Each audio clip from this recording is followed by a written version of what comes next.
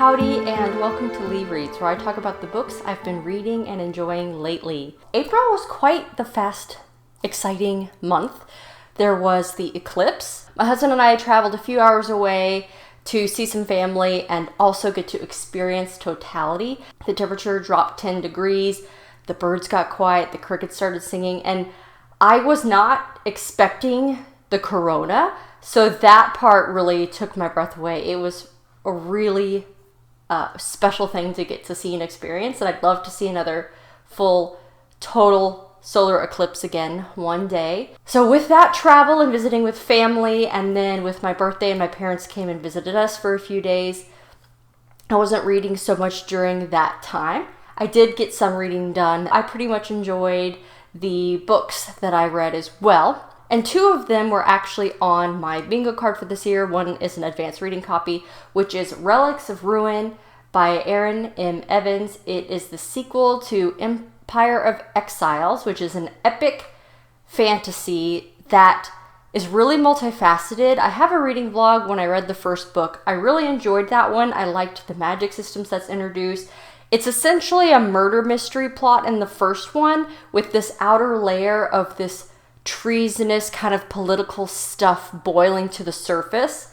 So in the sequel, that is still a tension that's there, and we are still with some of the characters that we started learning about in the first book. However, there's some side plots that are happening while the overarching plot simmers in the background. And unfortunately for me, I wasn't as captivated with the immediate plot. It wasn't really like a murder mystery, but it was still a mystery that the characters were trying to solve. And I found myself wishing that they could go back to that overarching plot. And I felt like the characters, since there are a handful that were really interested in different aspects of it, they kept coming together and then just like talking about and recapping scenes that we had just experienced with them. So I wish that the editing had been a little tighter for that, because I found myself getting frustrated. It's like they're talking about the stuff that we just saw. Maybe I'm too impatient. And one of the characters that we followed in this story was frustrating to me, but yet the reactions to everything that was happening was like really genuine. So I think it was a well-written character. I was just like, frustrated with them. So unfortunately, Relics of Ruin, I didn't enjoy as much as Empire of Exiles. However, I still want to know what's going to happen when the trilogy ends. So the rest of the books that I read this month are books that I've recently purchased. So you might have seen them in my recent haul video. Check and Mate is a really sweet contemporary romance, technically shelved under young adult, but I really feel like it's new adult, like they're 18 to 20-year-olds, so it really should be in the adult category because they're older than 17. And it follows two characters who are very, very good chess players, but from like different perspectives on the game. One is a grandmaster that's been the world champion for several successive titles, I think like 3 times. The other was trained by their dad and has a really great instincts and loved the game until something happened that sort of diminished how they thought of it, and they quit playing, but now they are being pulled back into tournaments. So their relationship is growing as they're also working through this chess tournament drama. And I thought it was a really cute book. I enjoyed chess. I liked watching The Queen's Gambit. I am not good at chess, and I don't play it as much as some other people I know, but I thought it was timely to read this because as I was reading it, the World Champion Qualifier Tournament was happening. It was very serendipitous that was happening. This is slightly different from Ali Hazelwood's other stuff because her other adult releases have been really more STEM, academia focused, and then she has an adult romance called Bride that I really enjoyed. I think I forgot to talk about it the month that I read it in my wrap-up. So this is a bit different from both of them, but I just really enjoy her writing style, and I'm basically starting a little Ali Hazelwood corner of my shelf. I plan on probably picking up whatever she publishes. Then we have The Familiar by Leigh Bardugo, which came out earlier this month, and this was my 2024 release for my R Fantasy bingo card. This one hit differently than I expected. Not in a bad way by any means. It just, the narrative style or the authorial voice of it was a little bit more distant than I was expecting it to be. It is a historical fantasy set in Spain in the height of like the Spanish Inquisition, where if you are any religion other than Catholic, you would be persecuted by the crown. The main character is a scullion, and she was born and raised as a Jewish girl, but has converted to Catholicism after some events unfolded in her past, and is now just trying to stay under the radar and survive.